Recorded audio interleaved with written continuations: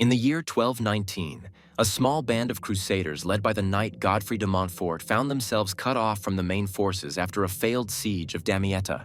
Retreating through Persian lands, they sought a way back to the Kingdom of Jerusalem. But the desert between Isfahan and Shushan had an encounter in store for them that would forever change the survivors' perception of the boundaries between the world of men and what lies beyond. Of the 23 warriors who entered the sands, only 4 saw Christian lands again. The records of Bernard of Clairvaux, a monk who accompanied the detachment, have been preserved in the archives of St. John's Monastery and form the basis of this narrative. The heat of the Persian desert beat down on the Crusader expedition with relentless force. Sand penetrated every fold of clothing, clogged chainmail, and crunched between teeth with every sip of warm water from the wineskins. 23 men moved in a long line through the endless yellow, leading 8 exhausted horses and 4 pack mules. Godfrey de Montfort rode ahead on his black horse, peering into the haze on the horizon where, according to the Persian guide, the caravan route to Shusha should appear. The guide, named Hassan, had been leading the detachment for 3 days along barely discernible paths known only to local merchants. A dark-skinned man of middle age, he spoke almost no Frankish, communicating with gestures and a few Arabic words, which the monk Bernard translated as best he could. The rest of the Crusaders were a motley collection of warriors from different lands. Normans, Flemings, a few Germans, and even a knight from distant Scotland named Malcolm, whose red beard had been bleached by the eastern sun to the color of old straw. On the 4th day of the journey, Hassan began to behave strangely. He kept stopping, peering at the sand at his feet, running his hand over the surface of the dunes as if reading invisible signs. Monk Bernard, riding behind on a mule, noticed the guide looking back over his shoulder several times, peering into the desert behind the caravan. When the monk asked what was troubling Hassan, he only shook his head and uttered a few words in Persian, of which Bernard could only make out one: Manticore. The word was unfamiliar to the monk, but it sounded ominous. He tried to find out more, but the guide fell silent. His lips pressed into a thin line and urged his camel forward. Godfrey de Montfort, learning of the guide's concern, ordered the night watch to be doubled and weapons to be kept at the ready. The knights checked their swords, the sergeants inspected their spears and crossbows, and the squires began sharpening their blades on flat stones they found in the sand. At dusk, the detachment set up camp in a small depression between the dunes, where the wind was weaker. They lit 2 fires from dry camel dung and the scant brushwood brought on mules. The horses were tied up in the center of the camp, with guards with spears posted around them. The sky above the desert took on that special shade of dark turquoise that only occurs in the east, and the stars spilled out in such bright clusters that it seemed as if you could reach out and touch them. The first strange sound came around midnight. Guard Wilhelm, a Flemish sergeant with a long scar across his left cheek, later told the monk that it sounded like a long trumpet blast, but as if coming from far away and distorted by the wind. The sound lasted a few moments, then stopped. Wilhelm woke his comrade, and both listened intently in the darkness, but heard nothing more. In the morning, he told Gottfried about it, but the commander of the detachment suggested that it could have been the wind howling between the rocks somewhere on the horizon. However, Hassan turned pale at the mention of the sound. He went to the place where, according to Wilhelm, the sound had come from. It was the north side of the camp, facing a chain of low hills. The guide knelt down and began to examine the sand closely. What he discovered made him jump up and speak rapidly in Persian, waving his arms. Monk Bernard approached and saw a print in the sand. The footprint was unusual, about 5 human hands long and 4 wide, with 3 distinct claw marks in front. The shape resembled a lion's paw, but the size exceeded that of any lion the monk had seen in the menageries of European kings. The depth of the print indicated that the creature was very heavy. A second footprint was visible nearby, then a third. They ran in a chain parallel to the camp, about 100 paces from the outer fires. Godfrey de Montfort gathered all the knights and showed them the discovery. Malcolm, a Scotsman, suggested that it could be a large lion or perhaps an oriental tiger, which merchants had spoken of. But an experienced hunter from Normandy named Raoul shook his head. He said he had never seen cat tracks of this size, and that the claw placement looked wrong, too far apart, as if the paw was wider than it should be for that length. The guide, Hassan, insisted on leaving immediately. He spoke quickly and excitedly, and although the monk understood only some of the words, the meaning was clear. It was dangerous to stay here. Godfrey de Montfort, however, pointed out the exhausted state of the horses and men. He decided that the detachment would rest for another day, regain their strength, and move on the next morning. Hassan accepted this decision with obvious displeasure, but did not dare to argue with the knight. The day passed in agonizing anticipation. The sun beat down mercilessly, and people tried not to leave the shade of improvised shelters made of cloaks and blankets. The sentries changed every 2 hours, scanning the horizon in all directions. Around noon, one of the squires, a young man named Pierre, noticed something strange on the top of the nearest hill. He pointed to a dark figure standing motionless against the sky. Gottfried raised a spyglass to his eyes, captured from a Saracen emir during one of the skirmishes. What he saw made him freeze for a few moments. The creature on the hill was the size of a large horse, but its silhouette seemed wrong. A massive body on 4 legs, but the head looked too large and round for an animal. Something like a mane fluttered in the wind. The knight handed the telescope to Raoul, the hunter. Raoul looked for a long time, squinting. When he lowered the horn, his face was puzzled. He said that the creature's head seemed almost human in shape, although that was, of course, impossible. The body did resemble a large lion, but the proportions were strange, too massive for a feline. As they stared at the figure on the hill, it turned and disappeared over the ridge so quickly that the observers barely had time to blink. Hassan, seeing the knight's reaction, approached and began to tell the story in broken Arabic, which was translated by the monk Bernard. According to him, a creature that the Persians called a Manticore had inhabited these lands since ancient times. It had the body of a lion the color of the setting sun, the face of a man with 3 rows of shark-like teeth, and the tail of a scorpion capable of shooting poisonous spines as far as an arrow could fly. The Manticore's voice resembled the sound of a battle trumpet mixed with the whistle of a flute. The creature preferred human flesh to any other food and could move with incredible speed. Most of the Crusaders were skeptical of the guide's story. The young knights mocked it, calling it fairy tales to scare children. However, the older warriors remained silent. They had seen enough strange things in the Holy Land not to dismiss the warnings of the locals. Godfrey de Montfort ordered the guards to be reinforced and the crossbows to be prepared. He ordered an extra supply of fuel to be placed by each fire and for the fires to be kept burning all night. As darkness fell, the troop gathered around the fires. People spoke little, exchanging only occasional short phrases. The horses were restless, snorting and shifting from foot to foot. The mules pressed their ears back and jerked their heads, trying to break free from their tether. Experienced warriors knew that animals sense danger before humans do, and their anxiety was contagious. The sound came about an hour after midnight. This time it was closer and clearer. A long howl, really like the sound of a trumpet, but with notes that a brass instrument could never make. Something alive, breathing, predatory shone through in that sound. It lasted for perhaps a dozen heartbeats, then broke off abruptly as if cut off by a knife. In the ensuing silence, only the crackling of the fires and the heavy breathing of frightened horses could be heard. The guards raised their spears, pointing them into the darkness. Godfrey de Montfort drew his sword and stood with his back to the fire, peering into the darkness. The other knights followed his example, forming a protective circle around the camp. The crossbowmen took up their positions, drawing their bows and loading their bolts. Monk Bernard, holding a torch in his trembling hands, whispered a prayer in Latin. A new sound came from the darkness. A slight rustling of sand, as if something large and heavy was moving around the perimeter of the camp. The sound came closer, then receded, but never stopped completely. The creature, and no one doubted that there was something alive out there in the darkness, was circling the camp, studying it, perhaps choosing a point of attack. Malcolm, the Scotsman standing on the north side of the circle, was the first to see the eyes. 2 bright glints in the darkness, at about human height, maybe a little higher. They glowed reddish, reflecting the flames of the fires, and were too far apart for a normal animal. The distance between them was almost the length of an adult man's hand, judging by eye.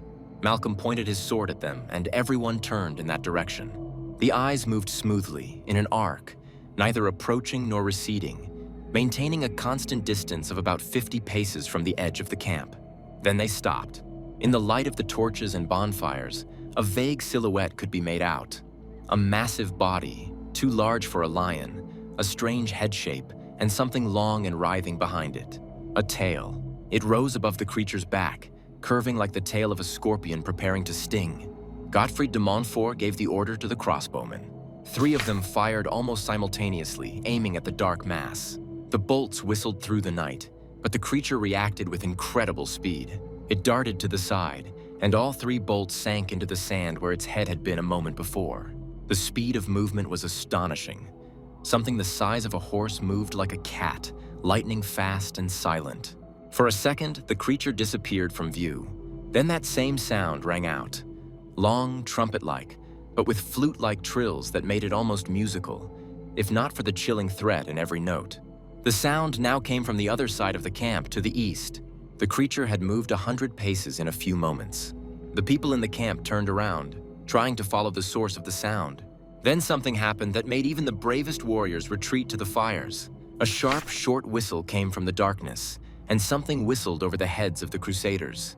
An object the size of a small dagger struck a rock behind the camp with a metallic clang. One of the squires picked it up by torchlight. It was a spike the length of a man's palm, as thick as a finger, sharpened at the end and covered with a strange, oily liquid. The base of the spike was reddish, almost like dried blood, and the tip was black. Raoul, the hunter, picked up the spike and sniffed it cautiously. His face contorted with disgust, and he quickly threw the object aside. He said the smell reminded him of snake venom, which he had once been poisoned with in his youth, but more concentrated, more pungent. If it really was poison, even a scratch could be fatal. The next few hours were a test of nerves. The creature continued to circle the camp, emitting its trumpeting voice from time to time. Twice more the spikes whistled, but both times they flew high, as if the Manticore, and Godfrey de Montfort now had no doubt that the guide had spoken the truth, was merely testing the distance. The eyes appeared on one side, then the other, never lingering in one place for long. By dawn, the attacks had ceased. With the first rays of the sun turning the sand pink, the creature disappeared. Exhausted by a sleepless night, the Crusaders inspected the perimeter of the camp in daylight. What they found did not inspire optimism. Traces surrounded the camp in a tight circle, sometimes coming within 20 paces of the fires. In some places, the sand was furrowed with deep scratches, as if the creature had been testing its claws in preparation for a jump. The most disturbing find was the footprints where the creature had apparently stood for a long time watching. The sand was compacted by its weight, and all 4 paws were clearly imprinted in it. But besides them, there was another trace, long, winding, left by the tail. It stretched for almost 2 human heights, bending and curling into a spiral at the end. In one place, the tail left indentations in the sand, 5 distinct pits arranged in a fan shape, the places where the poisonous spines were located. Godfrey de Montfort convened a council of war. The situation of the detachment was critical. Moving on meant exposing the men to attack in open terrain, where the Manticore could use its speed. Staying put meant waiting until the creature became bold enough to attack the camp directly. Water supplies were dwindling, food was running out, and the horses and mules were on the verge of exhaustion. The knight made a decision. They would move, but with the utmost caution. The detachment formed a tight column. The crossbowmen took up positions on the flanks and in the rear with their bows drawn. The horses were led in the center, surrounded by a ring of shield-bearers. Hassan walked in front, but now he was accompanied by 2 armed sergeants. Monk Bernard rode a mule in the middle of the column, reading prayers and clutching a wooden cross in his hands. The first 2 hours of the journey passed without incident. The sun rose higher and higher, and the heat became unbearable. People and animals moved mechanically, conserving their strength. The dunes followed one another in an endless succession, one yellow wave after another. It seemed as if the desert would never end, and they were doomed to wander this sea of sand forever. The Manticore appeared suddenly on top of a dune to the right of the column. Now, in the light of day, it was possible to see it in detail. Its body really did resemble a huge lion, covered with short reddish-brown fur, almost the color of rust. A thick mane framed its head, fluttering in the wind. But the head itself was a living nightmare. It had a broad, almost human face with a flat nose and an oversized mouth. When the creature opened its mouth, 3 rows of teeth became visible, sharp, curved, and fitting together with terrifying precision. The tail curved over the creature's back exactly as the guide had described. Long, covered with the same reddish fur, but ending in a stiff, segmented appendage resembling a scorpion's tail. At the end of the appendage, like the petals of a deadly flower, were spikes, long, sharp, glistening in the sun. The creature stood motionless as if studying the squad. The distance between them was about 150 paces. Godfrey de Montfort raised his hand, stopping the column. The crossbowmen turned to face the threat, aiming their weapons at the motionless figure. For several long moments, neither side moved, as if weighing each other up. Then the Manticore let out its trumpeting cry. The sound was deafening at such close range, with eerie flute-like overtones that made the horses bolt and retreat. Two mules broke free from their tether and galloped back toward the direction from which the squad had come. The squires rushed after them, but the animals, crazed with fear, were faster. The Manticore took advantage of the commotion. It rushed down the slope of the dune at an unimaginable speed, covering the distance with giant leaps. Sand sprayed up in fountains from under its powerful paws. The crossbowmen fired, but the moving target was too fast. Most of the bolts missed, only one hitting the creature in the shoulder, but it seemed to bounce off its thick skin without causing any visible harm. At a distance of about 50 paces, the Manticore turned sharply, its tail whipped upward, and a series of whistles followed. The spikes flew toward the squad with deadly accuracy. One struck Sergeant Wilhelm's shield, piercing the wooden surface and sticking an inch from his face. Another struck Gottfried's horse in the croup. The animal reared up with a piercing neigh, throwing its rider. Gottfried fell to the sand but immediately jumped to his feet, drawing his sword. His horse took a few steps, then its legs buckled. The huge animal fell on its side, twitching its legs, foam coming from its mouth. The poison worked frighteningly fast. In less than a minute, the horse stopped moving. Its eyes glazed over, and blood flowed from its nostrils. The Manticore retreated to a safe distance and froze again, watching. Its behavior was frighteningly intelligent. It did not rush into a reckless attack, but acted tactically, using its natural advantages. The squad formed a tight square, shields facing outwards. Godfrey de Montfort gave the order to keep moving without stopping. The next few hours turned into a nightmarish ordeal. The Manticore followed the squad, keeping a distance beyond the reach of crossbow bolts. From time to time, it attacked, firing spikes, forcing the men to hide behind their shields. 2 warriors were wounded, one in the arm, the other in the leg. Both began to fever almost immediately, delirious and moaning, even though their wounds were superficial. Monk Bernard tried to help the wounded by washing their scratches with water and applying bandages, but the poison was too strong. The warrior wounded in the arm died 3 hours after being injured in terrible convulsions. His comrade held on until evening, but he did not survive the night either. Their bodies had to be left in the sand, wrapped in cloaks, and hastily read a funeral prayer. There was neither time nor strength for a proper burial. By the evening of the second day of pursuit by the Manticore, the detachment reached rocky terrain.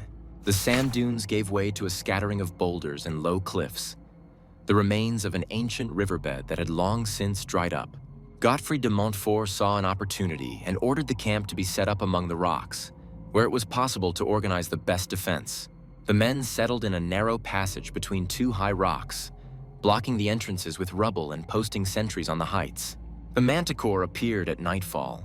It climbed onto one of the boulders and sat down like a huge cat, watching the camp from above. Its silhouette stood out against the starry sky, inhuman, menacing, patient. The creature let out its trumpeting voice regularly, every hour or so, as if to remind everyone of its presence. Its tail swayed slowly from side to side, like a cat stalking its prey. Gottfried gathered the remaining commanders. Of the 23 men, 19 remained. 2 had been killed by poison. 2 had fled with the mules on the first day and had not returned. There were 6 horses left. Water supplies were critically low, and food was almost gone. The guide, Hassan, claimed that it was no more than 2 days' march to the caravan route. But with the Manticore on their tail, those 2 days could turn into an eternity. Malcolm, a Scotsman, proposed a bold plan. He said that the creature was intelligent and cautious, but still a beast driven by instinct. If they could distract it, perhaps part of the group could break through. Gottfried initially rejected this plan, but after much debate, he was forced to agree. There was no other option. They decided to split into 2 groups. The first, led by Malcolm and several volunteers, would create noise and movement to attract the Manticore. The second, with the wounded, the monk, and the remaining horses, would try to slip away unnoticed in the opposite direction. The plan was put into action at dawn. Malcolm and 7 warriors lit a large fire on the north side of the rocky camp, making as much noise as possible. They shouted, banged their swords on their shields, and even fired crossbows into the air. The Manticore, dozing on a boulder, immediately woke up and focused its attention on the source of the disturbance. Meanwhile, Godfrey de Montfort and the other 11 men quietly advanced southward, leading their horses by the bridles and stepping as carefully as possible. Monk Bernard walked in the middle of the group, praying silently and looking over his shoulder. Their guide, Hassan, led them along a barely visible path between the rocks, trying to stay in the shadows of the cliffs. The ruse worked only partially. The Manticore did indeed head toward Malcolm's group, but after half an hour, perhaps sensing the division in the group, it suddenly turned around and rushed in pursuit of the main group. The Scotsman and his men rushed after it, trying to catch up with the creature, but in the open terrain, the Manticore was incomparably faster. Gottfried heard a warning cry from behind and turned around. The Manticore was racing across the rocks at incredible speed, leaping over boulders as if they were pebbles. The distance between them was closing at a terrifying rate. The knight ordered his men to form a defensive circle, but not everyone managed to take up their positions in time. The creature attacked with a ferocity it had not shown before. It crashed into the formation, crushing 2 sergeants with a blow from its massive paw. Claws as long as a human finger tore through the chainmail of one of them like cloth. The other was thrown back several steps and hit a rock with such force that it broke his back. The Manticore's mouth opened, revealing 3 rows of teeth, and it sank its jaws into the shoulder of the 3rd warrior, shaking him like a dog shakes a rat. Godfrey de Montfort let out a cry and lunged at the creature, striking it in the side with his sword.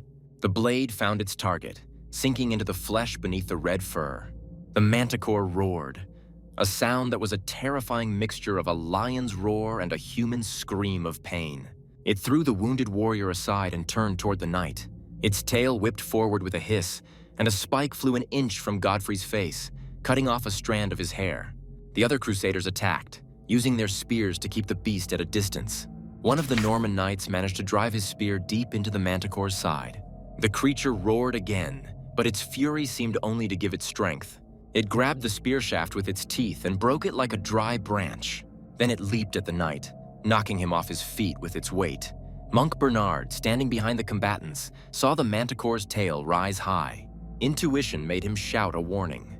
A series of spikes flew toward the group of Crusaders. One struck Raoul, the hunter, in the neck. Another pierced the thigh of the German sergeant. Both fell almost instantly, their bodies shaking in convulsions. Gottfried knew they were losing. The Manticore was wounded. Blood oozed from several places on its body, but it continued to fight with unrelenting ferocity. Its intelligence was evident even in battle. It chose its targets, retreated when the blows became too dense, and used its tail and claws with terrifying efficiency. Of the 11 men in Gottfried's group, 4 were dead, 2 were dying from poison, and the rest were wounded or exhausted. Rescue came unexpectedly. Malcolm and his men finally caught up with the Manticore. The Scotsman swung his 2-handed sword and struck the creature's hind leg with such force that the blade went through the muscle to the bone. The Manticore roared and jumped back, its movements becoming less confident. Its wounded leg buckled with every step. The combined forces of both groups surrounded the creature. Spears and swords struck from all sides, preventing the Manticore from focusing on a single target. Another blow from Gottfried struck the monster's face, leaving a bloody gash. The creature staggered back, its human-like face contorted into a grimace that eerily resembled the expression of pain and rage on a human face. Then the Manticore did what no one expected. It retreated. Turning with surprising speed even on its wounded leg, it jumped onto a high boulder and from there onto another, even higher one. In a few moments, the creature climbed to the top of the rock, from where it looked down at its opponents. Blood dripped from its wounds, staining the rocks dark red. Its tail swayed slowly, but the spikes were gone. All of them had been used up in the fight. The Manticore let out one last trumpeting cry. This time, there were different notes in its voice. Not a threat, not a challenge, but something like rage, or perhaps a promise. Then the creature turned and disappeared among the rocks, moving on 3 legs, but still faster than a man could run. The remaining Crusaders stood, breathing heavily, watching it go. Of the 23 men, 11 remained alive. 2 more died of poison within the next hour, despite the monks' attempts to save them. 9 exhausted, wounded, and shaken warriors continued on their way to the caravan trail. 2 days later, they reached their destination. The caravanners who met them could hardly believe their story, but the wounds on the survivors' bodies and their behavior spoke for themselves. Hassan, the guide, said goodbye to the group at the caravanserai on the outskirts of Shusha. Before leaving, he told the monk Bernard that the Manticore was not dead. Creatures like her were too ancient and too powerful to fall at the hands of mere mortals. She would lick her wounds and return to her desert, where she would hunt again. Godfrey de Montfort and the remaining warriors reached Jerusalem a month later. The knight reported on the lost men, but did not go into detail about what had killed them. The official documents stated that they had fallen in battle with the Saracens and from the hardships of the desert. Only the monk Bernard recorded the true story in his diaries, which he kept with him until his death in 1232. Malcolm, a Scotsman, returned to his lands 2 years later. He never participated in the Crusades again, spending the rest of his life in his castle in the Highlands. Neighbors noted that he slept poorly at night and flinched at any unexpected sound, especially if it resembled a trumpet call. The lands between Isfahan and Shushan remained dangerous. Caravans preferred to bypass them, choosing longer but safer routes. Locals told stories of a red desert devil that hunted lone travelers in small groups. The descriptions were always similar.